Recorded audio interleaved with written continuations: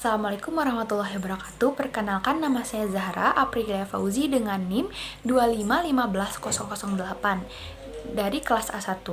Di sini saya akan menjelaskan materi tentang hipotek dan juga fidusia. Materi pertama yang akan saya jelaskan di sini yaitu hipotek. Sebelum itu, perumusan pengertian dan ciri-ciri hipotek dinyatakan dalam pasal 1962 KUHP Perdata yang bunyinya hak kebendaan atas barang tak bergerak dan dijadikan jaminan dalam pelunasan suatu perikatan. Nah, kata hipotek sendiri berasal dari kata hipotek dari hukum Romawi, yaitu hipoteca, yaitu suatu jaminan utang di mana barang tanggungan yang tidak dipindahkan ke dalam tangan orang yang mengutangkan, tetapi barang itu sudah berada di tangan orang lain apabila orang yang berutang tidak memenuhi kewajibannya. Pengertian hipotek juga dapat dilihat dalam pasal 1962 BW, yaitu suatu hak kebendaan atas benda-benda tak bergerak untuk mengambil penggantian daripada bagi pelunasan bagi suatu perikatan. Hipotek terdapat hak dan kewajiban para pihak yang menimbulkan hukum antara kedua belah pihak. Akibat hukum itu adalah timbulnya hak dan kewajiban yang saling bertimbal balik. Hak dan kewajiban dari hipotek sendiri. Dalam hak hipotek terdapat ada dua hak. Yang pertama, hak pemberi dan hak penerima. Yang pertama ada hak pemberi hipotek, di antaranya tetap menguasai bendanya, mempergunakan bendanya, melakukan tindakan penguasaan asal tidak merugikan penerima hipotek, dan terakhir berhak menerima uang pinjaman kredit.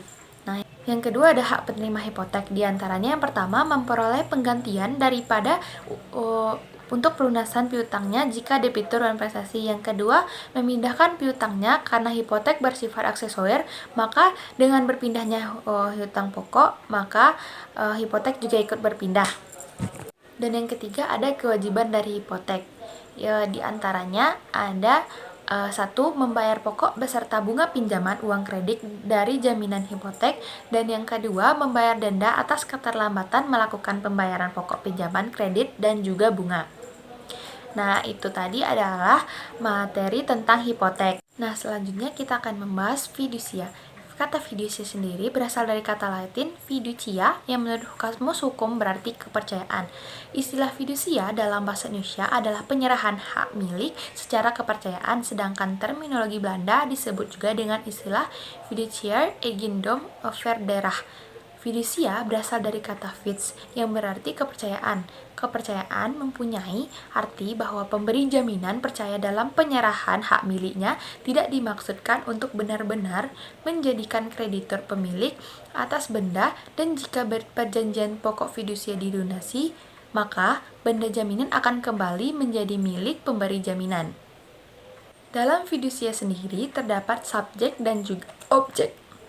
Subjek atau para pihak dari jaminan fidusia adalah orang, perorangan, atau korporasi.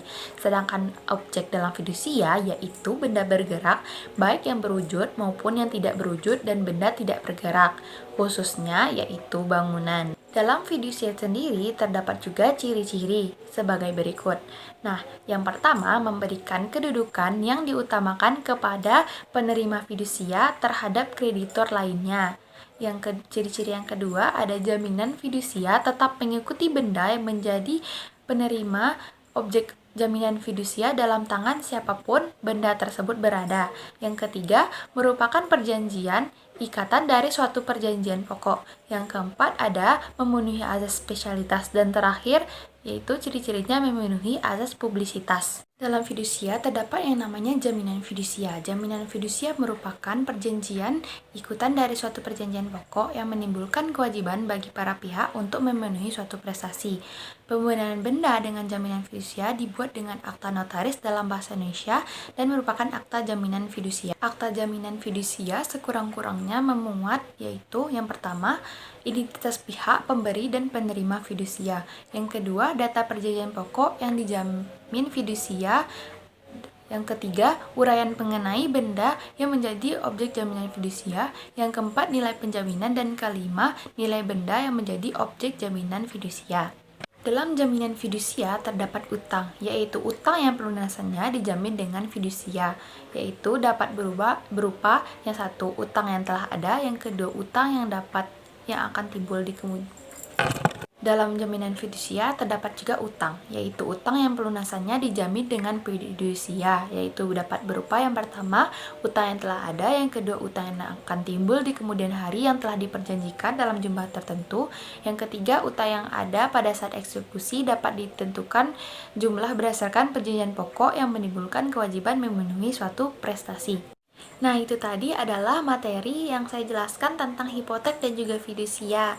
Dan juga dengan berakhirnya materi fidusia tadi, berakhir juga penjelasan saya dalam video ini. Mohon maaf jika ada kesalahan dan juga salah-salah kata dalam saya menyampaikan materi. Wassalamualaikum warahmatullahi wabarakatuh.